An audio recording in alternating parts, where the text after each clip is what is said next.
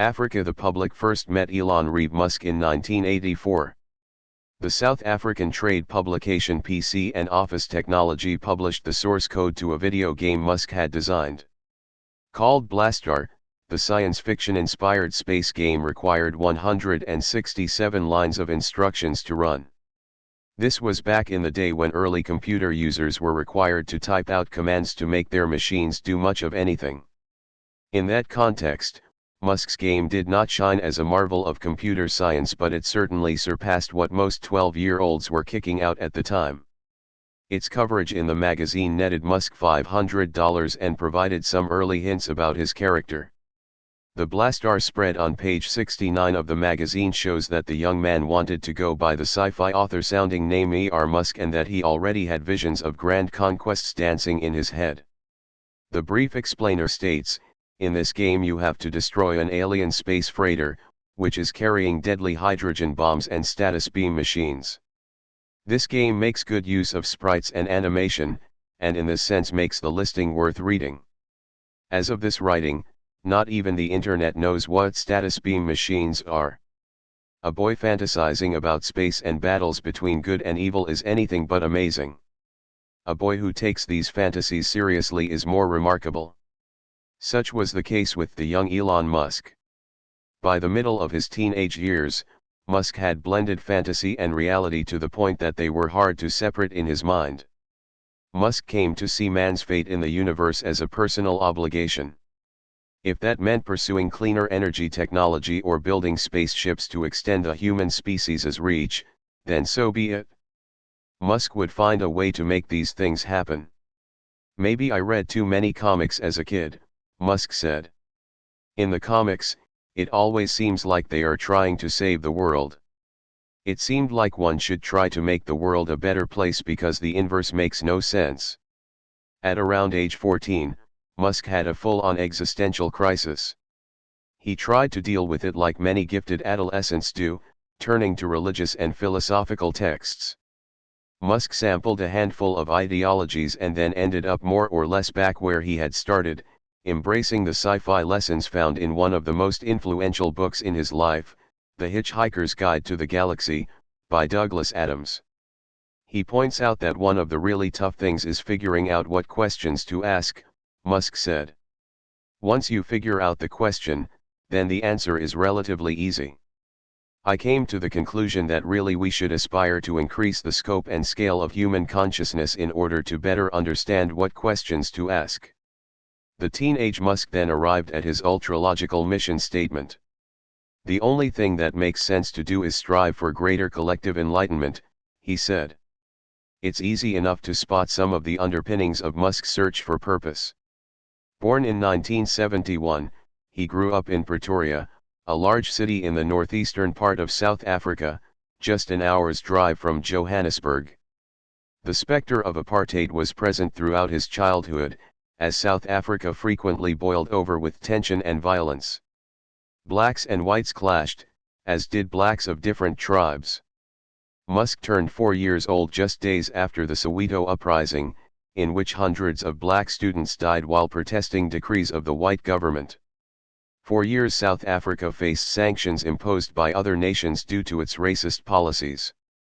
Musk had the luxury of traveling abroad during his childhood and would have gotten a flavor for how outsiders viewed South Africa. But what had even more of an impact on Musk's personality was the white Afrikaner culture so prevalent in Pretoria and the surrounding areas. Hypermasculine behavior was celebrated and tough jocks were revered. While Musk enjoyed a level of privilege, he lived as an outsider whose reserved personality and geeky inclinations ran against the prevailing attitudes of the time. His notion that something about the world had gone awry received constant reinforcement, and Musk, almost from his earliest days, plotted an escape from his surroundings and dreamed of a place that would allow his personality and dreams to flourish. He saw America in its most cliched form, as the land of opportunity and the most likely stage for making the realization of his dreams possible.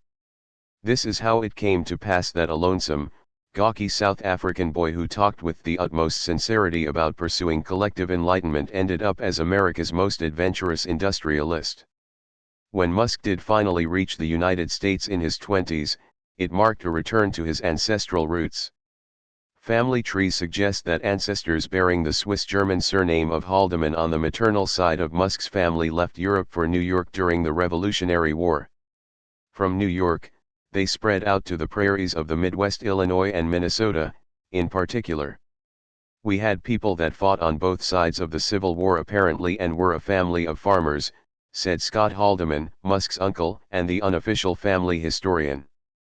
Throughout his childhood, boys teased Musk because of his unusual name.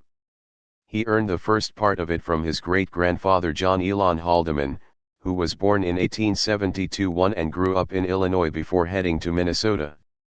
There he would meet his wife, Almeda Jane Norman, who was 5 years younger. By 1902, the couple had settled down in a log cabin in the central Minnesota town of Pequot and given birth to their son Joshua Norman Haldeman, Musk's grandfather. He would grow up to become an eccentric and exceptional man and a model for Musk. Joshua Norman Haldeman is described as an athletic, self-reliant boy.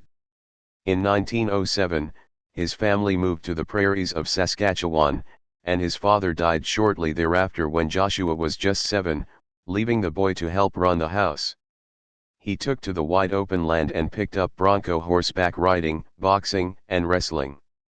Haldeman would break in horses for local farmers, often hurting himself in the process, and he organized one of Canada's first rodeos. Family pictures show Joshua dressed in a decorative pair of chaps demonstrating his rope spinning skills. As a teenager, Haldeman left home to get a degree from the Palmer School of Chiropractic in Iowa and then returned to Saskatchewan to become a farmer. When the Depression hit in the 1930s, Haldeman fell into a financial crisis. He could not afford to keep up with bank loans on his equipment and had 5,000 acres of land seized.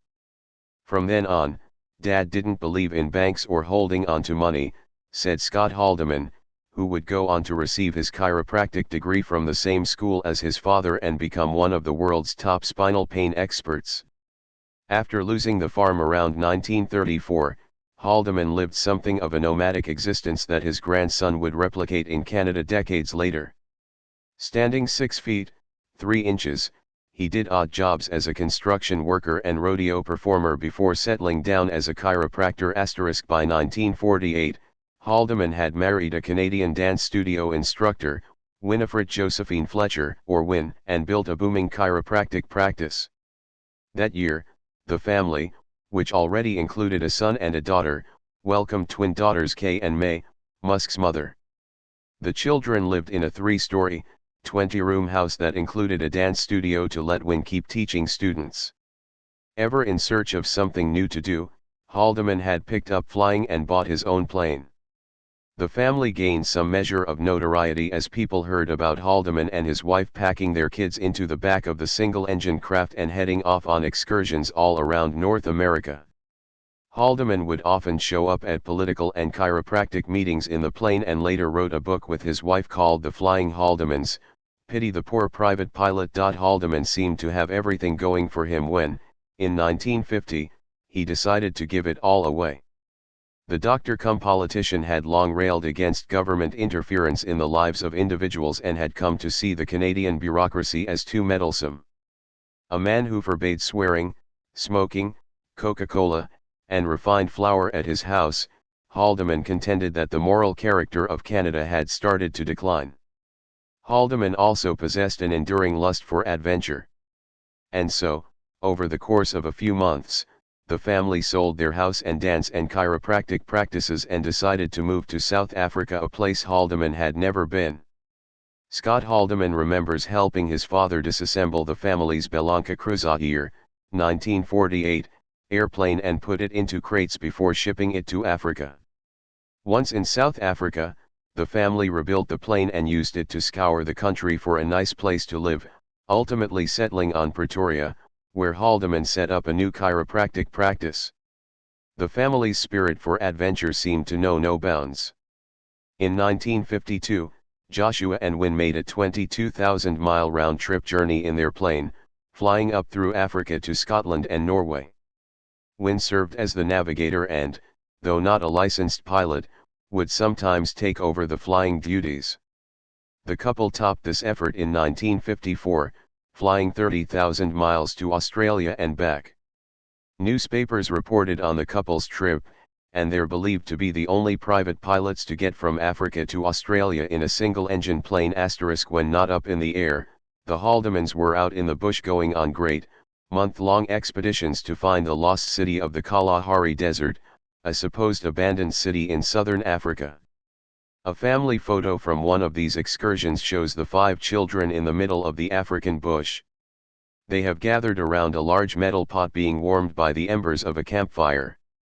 The children look relaxed as they sit in folding chairs, legs crossed and reading books.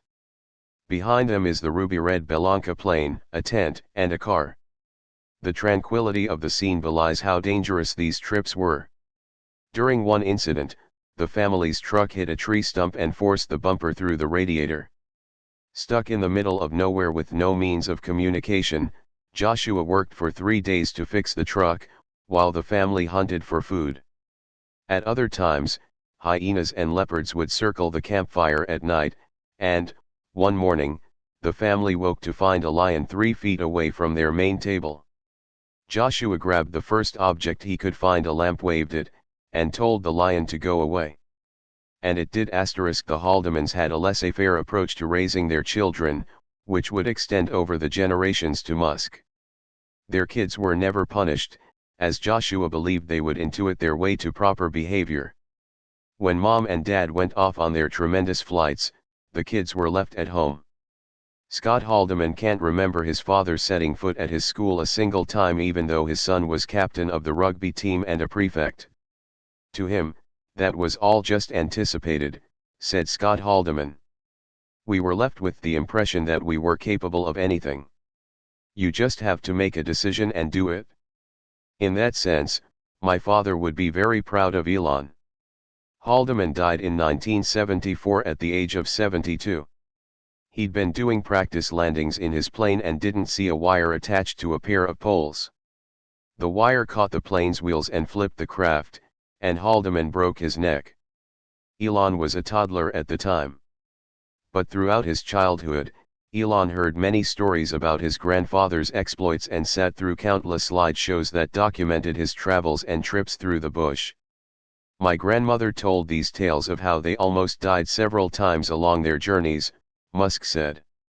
They were flying in a plane with literally no instruments, not even a radio, and they had road maps instead of aerial maps, and some of those weren't even correct. My grandfather had this desire for adventure, exploration, doing crazy things. Elon buys into the idea that his unusual tolerance for risk may well have been inherited directly from his grandfather. Many years after the last slideshow, Elon tried to find and purchase the red Belanca plane but could not locate it. May Musk, Elon's mother, grew up idolizing her parents. In her youth, she was considered a nerd. She liked math and science and did well at the coursework. By the age of 15, however, people had taken notice of some of her other attributes. May was gorgeous. Tall with ash blonde hair, May had the high cheekbones and angular features that would make her stand out anywhere. A friend of the family ran a modeling school, and May took some courses. On the weekends, she did runway shows, magazine shoots, occasionally showed up at a senator's or ambassador's home for an event, and ended up as a finalist for Miss South Africa. May has continued to model into her 60s, appearing on the covers of magazines like New York and Elle and in Beyoncé's music videos. May and Elon's father, Errol Musk, grew up in the same neighborhood. They met for the first time when May, born in 1948, was about 11. Errol was the cool kid to May's nerd but had a crush on her for years. He fell in love with me because of my legs and my teeth, said May. The two would date on and off throughout their time at university. And, according to May, Errol spent about 7 years as a relentless suitor seeking her hand in marriage and eventually breaking her will. He just never stopped proposing, she said. Their marriage was complicated from the start. May became pregnant during the couple's honeymoon and gave birth to Elon on June 28, 1971, 9 months and 2 days after her wedding day. While they may not have enjoyed marital bliss, the couple carved out a decent life for themselves in Pretoria. Errol worked as a mechanical and electrical engineer and handled large projects such as office buildings, retail complexes, residential subdivisions, and an Air Force base, while May set up a practice as a dietitian. A bit more than a year after Elon's birth came his brother Kimball, and soon thereafter came their sister Tosca. Elon exhibited all the traits of a curious, energetic tot. He picked things up easily, and May, like many mothers do, pegged her son as brilliant and precocious. He seemed to understand things quicker than the other kids, she said. The perplexing thing was that Elon seemed to drift off into a trance at times. People spoke to him, but nothing got through when he had a certain, distant look in his eyes. This happened so often that Elon's parents and doctors thought he might be deaf. Sometimes, he just didn't hear you, said May. Doctors ran a series of tests on Elon, and elected to remove his adenoid glands, which can improve hearing in children. Well, it didn't change, said May. Elon's condition had far more to do with the wiring of his mind than how his auditory system functioned. He goes into his brain, and then you just see he is in another world, May said. He still does that. Now I just leave him be because I know he is designing a new rocket or something. Other children did not respond well to these dreamlike states. You could do jumping jacks right beside Musk or yell at him, and he would not even notice. He kept right on thinking, and those around him judged that he was either rude or really weird. I do think Elon was always a little different, but in a nerdy way, May said. It didn't endear him to his peers. For Musk, these pensive moments were wonderful. At 5 and 6, he had found a way to block out the world and dedicate all of his concentration to a single task. Part of this ability stemmed from the very visual way in which Musk's mind worked. He could see images in his mind's eye with a clarity and detail that we might associate today with an engineering drawing produced by computer software. It seems as though the part of the brain that's usually reserved for visual processing, the part that is used to process images coming in from my eyes, gets taken over by internal thought processes, Musk said.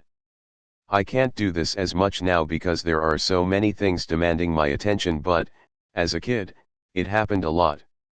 That large part of your brain that's used to handle incoming images gets used for internal thinking. Computers split their hardest jobs between two types of chips. There are graphics chips that deal with processing the images produced by a television show, stream, or video game, and computational chips that handle general-purpose tasks and mathematical operations. Over time, Musk has ended up thinking that his brain has the equivalent of a graphics chip. It allows him to see things out in the world, replicate them in his mind, and imagine how they might change or behave when interacting with other objects. For images and numbers, I can process their interrelationships and algorithmic relationships, Musk said. Acceleration, momentum, kinetic energy, how those sorts of things will be affected by objects comes through very vividly. The most striking part of Elon's character as a young boy was his compulsion to read. From a very young age, he seemed to have a book in his hands at all times. It was not unusual for him to read 10 hours a day, said Kimball. If it was the weekend, he could go through 2 books in a day. The family went on numerous shopping excursions in which they realized mid-trip that Elon had gone missing. May or Kimball would pop into the nearest bookstore and find Elon somewhere near the back, sitting on the floor and reading in one of his trance-like states. As Elon got older, he would take himself to the bookstore when school ended at 2 p.m. and stay there until about 6 p.m., when his parents returned home from work. He plowed through fiction books and then comics and then non-fiction titles. Sometimes they kicked me out of the store, but usually not, Elon said. He listed The Lord of the Rings, Isaac Asimov's Foundation series, and Robert Heinlein's The Moon is a Harsh Mistress as some of his favorites, alongside The Hitchhiker's Guide to the Galaxy. At one point, I ran out of books to read at the school library and the neighborhood library, Musk said. This is maybe the 3rd or 4th grade. I tried to convince the librarian to order books for me. So then, I started to read the Encyclopedia Britannica. That was so helpful. You don't know what you don't know. You realize there are all these things out there. Elon, in fact, churned through 2 sets of encyclopedias, a feat that did little to help him make friends. The boy had a photographic memory, and the encyclopedias turned him into a fact factory. He came off as a classic know-it-all. At the dinner table, Tosca would wonder aloud about the distance from Earth to the Moon. Elon would spit out the exact measurement at perigee and apogee. If we had a question, Tosca would always say, "Just ask Genius Boy," May said. We could ask him about anything. He just remembered it. Elon cemented his bookworm reputation through his clumsy ways. "He's not very sporty," said May. May tells the story of Elon playing outside one night with his siblings and cousins. When one of them complained of being frightened by the dark, Elon pointed out that dark is merely the absence of light, which did little to reassure the scared child. As a youngster, Elon's constant yearning to correct people and his abrasive manner put off other kids and added to his feelings of isolation. Elon genuinely thought that people would be happy to hear about the flaws in their thinking. "Kids don't like answers like that," said May. "They would say, 'Elon, we are not playing with you anymore.' I felt very sad as a mother because I think he wanted friends. Kimball and Tosca would bring home friends, and Elon wouldn't, and he would want to play with them. But he was awkward, you know." May urged Kimball and Tosca to include Elon. They responded as kids will. "But Mom, he's not fun." As he got older, however, Elon would have strong, affectionate attachments to his siblings and cousins, his mother's sister's sons. Though he kept to himself at school, Elon had an outgoing nature with members of his family and eventually took on the role of elder and chief instigator among them. For a while, life inside the Musk household was quite good. The family owned one of the biggest houses in Pretoria thanks to the success of Errol's engineering business. There's a portrait of the 3 Musk children taken when Elon was about 8 years old that shows 3 blonde, fit children sitting next to each other on a brick porch with Pretoria's famous purple jacaranda trees in the background. Elon has large, rounded cheeks and a broad smile. Then, not long after the photo was taken, the family fell apart. His parents separated and divorced within the year. May moved with the kids to the family's holiday home in Durban, on South Africa's eastern coast. After a couple of years of this arrangement, Elon decided he wanted to live with his father. "My father seemed sort of sad and lonely, and my mom had 3 kids, and he didn't have any," Musk said. "It seemed unfair." Some members of Musk's family have bought into this idea that Elon's logical nature propelled him, while others claim that his father's mother, Cora, exerted a lot of pressure on the boy. "I could not understand why he would leave this happy home I made for him, this really happy home," said May. But Elon is his own person. Justine Musk, Elon's ex-wife and the mother of his 5 boys, theorized that Elon identified more with the alpha male of the house and wasn't bothered by the emotional aspect of the decision. "I don't think he was particularly close with either parent," Justine said, while describing the Musk clan overall as being cool and the opposite of doting. Kimball later opted to live with Errol as well, saying simply that by nature a son wants to live with his father. Whenever the topic of Errol arrives, members of Elon's family clam up. They're in agreement that he is not a pleasant man to be around but have declined to elaborate. Errol has since been remarried, and Elon has 2 younger half-sisters of whom he's quite protective. Elon and his siblings seem determined not to badmouth Errol publicly, so as not to upset the sisters. The basics are as follows: Errol's side of the family has deep South African roots. The Musk clan can trace its presence in the country back about 200 years and claim an entry in Pretoria's first phone book. Errol's father, Walter Henry James Musk, was an army sergeant. "I remember him almost never talking," Elon said. "He would just drink whiskey and be grumpy and was very good at doing crossword puzzles." Cora Amelia Musk, Errol's mother, was born in England to a family famed for its intellectual genes. She embraced both the spotlight and her grandchildren. Our grandmother had this very dominant personality and was quite an enterprising woman, said Kimball. She was a very big influence in our lives. Elon considered his relationship with Cora, or Nana, as he called her, particularly tight.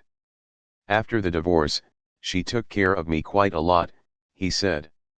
She would pick me up from school, and I would hang out with her playing Scrabble and that type of thing.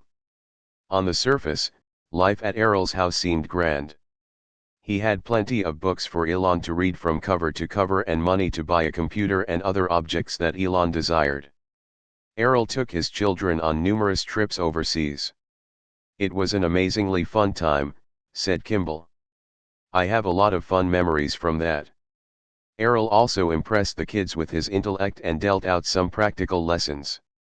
He was a talented engineer, Elon said. He knew how every physical object worked.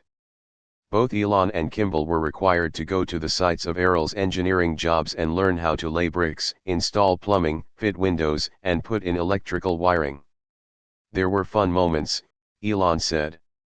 Errol was what Kimball described as ultra-present and very intense. He would sit Elon and Kimball down and lecture at them for 3 to 4 hours without the boys being able to respond. He seemed to delight in being hard on the boys and sucked the fun out of common childhood diversions. From time to time, Elon tried to convince his dad to move to America and often talked about his intentions to live in the United States later in life. Errol countered such dreams by trying to teach Elon a lesson. He sent the housekeepers away and had Elon do all the chores to let him know what it was like to play American. While Elon and Kimball declined to provide an exact recounting, they clearly experienced something awful and profound during those years with their father. They both talk about having to endure some form of psychological torture. He definitely has serious chemical stuff, said Kimball. Which I am sure Elon and I have inherited. It was a very emotionally challenging upbringing, but it made us who we are today. May bristled when the subject of Errol came up. Nobody gets along with him, she said. He is not nice to anyone. I don't want to tell stories because they are horrendous. You know, you just don't talk about it. There are kids and grandkids involved. When asked to chat about Elon, Errol responded via email, Elon was a very independent and focused child at home with me. He loved computer science before anyone even knew what it was in South Africa, and his ability was widely recognized by the time he was 12 years old. Elon and his brother Kimball's activities as children and young men were so many and varied that it's difficult to name just one, as they traveled together with me extensively in Africa and the world at large, visiting all the continents regularly from the age of 6 onwards. Elon and his brother and sister were and continue to be exemplary, in every way a father could want. I'm very proud of what Elon's accomplished. Errol copied Elon on this email, and Elon warned me off corresponding with his father, insisting that his father's take on past events could not be trusted. He is an odd duck, Musk said. But, when pressed for more information, Musk dodged. It would certainly be accurate to say that I did not have a good childhood, he said. It may sound good. It was not absent of good, but it was not a happy childhood. It was like misery. He's good at making life miserable, that's for sure. He can take any situation no matter how good it is and make it bad. He's not a happy man. I don't know fuck. I don't know how someone becomes like he is. It would just cause too much trouble to tell you anymore. Elon and Justine have vowed that their children will not be allowed to meet Errol. When Elon was nearly 10 years old, he saw a computer for the first time, at the Sandton City Mall in Johannesburg. There was an electronics store that mostly did hi-fi type stuff, but then, in one corner, they started stocking a few computers, Musk said. He felt odd right away. It was like, whoa. Holy shit. Buy this machine that could be programmed to do a person's bidding. I had to have that and then hounded my father to get the computer, Musk said. Soon he owned a Commodore VIC-20, a popular home machine that went on sale in 1980. Elon's computer arrived with 5 kilobytes of memory and a workbook on the basic programming language. It was supposed to take like 6 months to get through all the lessons, Elon said. I just got super OCD on it and stayed up for 3 days with no sleep and did the entire thing. It seemed like the most super compelling thing I had ever seen. Despite being an engineer, Musk's father was something of a Luddite and dismissive of the machine. Elon recounted that he said it was just for games and that you'd never be able to do real engineering on it. I just said, whatever. While bookish and into his new computer, Elon quite often led Kimball and his cousins, Kay's children, Russ, Lyndon, and Peter Rive on adventures. They dabbled one year in selling Easter eggs door-to-door in the neighborhood. The eggs were not well decorated, but the boys still marked them up a few $100 for their wealthy neighbors. Elon also spearheaded their work with homemade explosives and rockets. South Africa did not have the Estes rocket kits popular among hobbyists, so Elon would create his own chemical compounds and put them inside of canisters. It is remarkable how many things you can get to explode, Elon said. Saltpeter, sulfur, and charcoal are the basic ingredients for gunpowder, and then if you combine a strong acid with a strong alkaline, that will generally release a lot of energy. Granulated chlorine with brake fluid, that's quite impressive. I'm lucky I have all my fingers. When not handling explosives, the boys put on layers of clothing and goggles and shot each other with pellet guns. Elon and Kimball raced dirt bikes against each other in sand lots until Kimball flew off his bike one day and hurtled into a barbed wire fence. As the years went on, the cousins took their entrepreneurial pursuits more seriously, even attempting at one point to start a video arcade. Without any parents knowing, the boys picked out a spot for their arcade, got a lease, and started navigating the permit process for their business. Eventually, they had to get someone over 18 to sign a legal document, and neither the Rives' father nor Errol would oblige. It would take a couple of decades, but Elon and the Rives would eventually go into business together. The boys' most audacious exploits may have been their trips between Pretoria and Johannesburg. During the 1980s, South Africa could be a terribly violent place, and the 35-mile train trip linking Pretoria and Johannesburg stood out as one of the world's more dangerous rides. Kimball counted the train journeys as formative experiences for him and Elon. South Africa was not a happy-go-lucky place, and that has an impact on you. We saw some really rough stuff. It was part of an atypical upbringing, just this insane set of experiences that changes how you view risk. You don't grow up thinking getting a job is the hard part. That's not interesting enough. The boys ranged in age from about 13 to 16 and chased a mix of parties and geeky exploits in Johannesburg. During one jaunt, they went to a Dungeons and Dragons tournament. That was us being nerd master supremes, Musk said. All of the boys were into the role-playing game, which requires someone to help set the mood for a contest by imagining and then describing a scene. You have entered a room, and there is a chest in the corner. What will you do? You open the chest. You've sprung a trap. Dozens of goblins are on the loose. Elon excelled at this dungeon master role and had memorized the texts detailing the powers of monsters and other characters. Under Elon's leadership, we played the role so well and won the tournament, said Peter Rive. Winning requires this incredible imagination, and Elon really set the tone for keeping people captivated and inspired. The Elon that his peers encountered at school was far less inspirational. Throughout middle and high school, Elon bounced around a couple of institutions. He spent the equivalent of 8th and 9th grades at Bryanston High School. One afternoon Elon and Kimball were sitting at the top of a flight of concrete stairs eating when a boy decided to go after Elon. I was basically hiding from this gang that was fucking hunting me down for God knows fucking why. I think I accidentally bumped this guy at assembly that morning and he'd taken some huge offense at that. The boy crept up behind Musk, kicked him in the head, and then shoved him down the stairs. Musk tumbled down the entire flight, and a handful of boys pounced on him, some of them kicking Musk in the side and the ringleader bashing his head against the ground. They were a bunch of fucking psychos, Musk said. I blacked out. Kimball watched in horror and feared for Elon's life. He rushed down the stairs to find Elon's face bloodied and swollen. He looked like someone who had just been in the boxing ring, Kimball said. Elon then went to the hospital. It was about a week before I could get back to school, Musk said. During a news conference in 2013, Elon disclosed that he'd had a nose job to deal with the lingering effects of the speeding. For 3 or 4 years, Musk endured relentless hounding at the hands of these bullies. They went so far as to beat up a boy that Musk considered his best friend until the child agreed to stop hanging out with Musk. Moreover, they got my best fucking friend to lure me out of hiding so they could beat me up, Musk said. And that fucking hurt.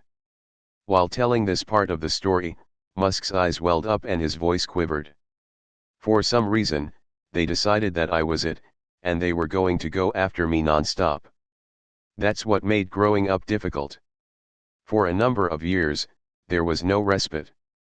You get chased around by gangs at school who tried to beat the shit out of me, and then I'd come home, and it would just be awful there as well. It was just like non-stop horrible. Musk spent the latter stages of his high school career at Pretoria Boys High School, where a growth spurt and the generally better behavior of the students made life more bearable. While a public school by definition, Pretoria Boys has functioned more like a private school for the last 100 years. It's the place you send a young man to get him ready to attend Oxford or Cambridge. The boys from Musk's class remember him as a likable, quiet, unspectacular student. There were 4 or 5 boys that were considered the very brightest, said Dion Prinsloo, who sat behind Elon in some classes. Elon was not one of them. Such comments were echoed by a half-dozen boys who also noted that Musk's lack of interest in sports left him isolated in the midst of an athletics-obsessed culture. Honestly, there were just no signs that he was going to be a billionaire, said Gideon Fury, another classmate. He was never in a leadership position at school. I was rather surprised to see what has happened to him. While Musk didn't have any close friends at school, his eccentric interests did leave an impression. One boy, Ted Wood, remembered Musk bringing model rockets to school and blasting them off during breaks. This was not the only hint of his aspirations. During a science class debate, Elon gained attention for railing against fossil fuels in favor of solar power, an almost sacrilegious stance in a country devoted to mining the Earth's natural resources. He always had firm views on things, said Wood. Terence Bainey, a classmate who stayed in touch with Elon over the years, claimed that Musk had started fantasizing about colonizing other planets in high school as well. In another nod to the future, Elon and Kimball were chatting during a class break outdoors when Wood interrupted them and asked what they were going on about. They said, "We are talking about whether there is a need for branch banking in the financial industry and whether we will move to paperless banking." I remember thinking that was such an absurd comment to make. I said, "Yeah, that's great." While Musk might not have been among the academic elite in his class, he was among a handful of students with the grades and self-professed interest to be selected for an experimental computer program. Students were plucked out of a number of schools and brought together to learn the BASIC, COBOL, and Pascal programming languages. Musk continued to augment these technological leanings with his love of science fiction and fantasy and tried his hand at writing stories that involved dragons and supernatural beings. "I wanted to write something like Lord of the Rings," he said.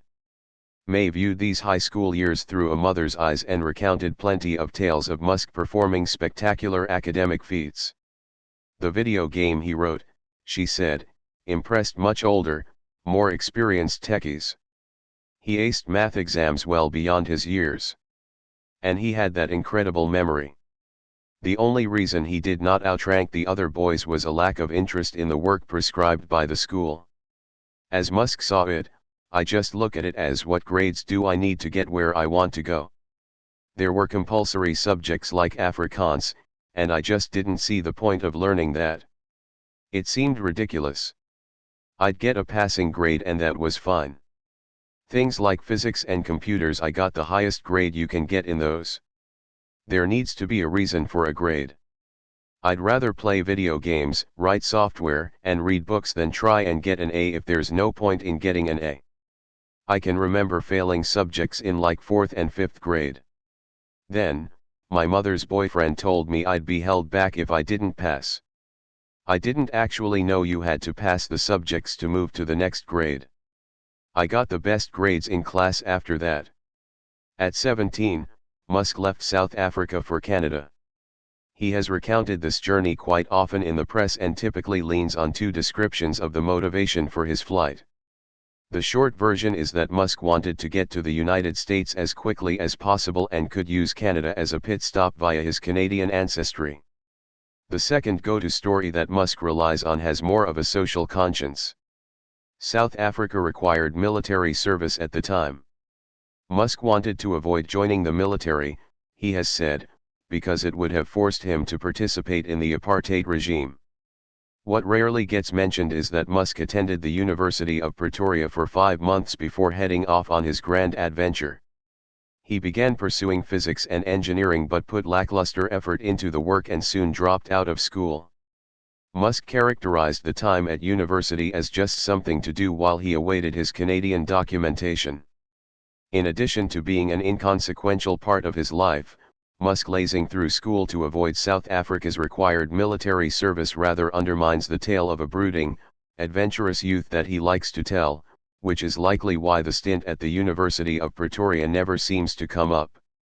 There's no question, though, that Musk had been pining to get to the United States on a visceral level for a long time. Musk's early inclination toward computers and technology had fostered an intense interest in Silicon Valley, and his trips overseas had reinforced the idea that America was the place to get things done. South Africa, by contrast, presented far less opportunity for an entrepreneurial soul. As Kimball put it, South Africa was like a prison for someone like Elon. Musk's opportunity to flee arrived with a change in the law that allowed May to pass her Canadian citizenship to her children. Musk immediately began researching how to complete the paperwork for this process. It took about a year to receive the approvals from the Canadian government and to secure a Canadian passport. That's when Elon said, "I'm leaving for Canada," May said. In these pre-internet days, Musk had to wait 3 agonizing weeks to get a plane ticket. Once it arrived, and without flinching, he left home for good.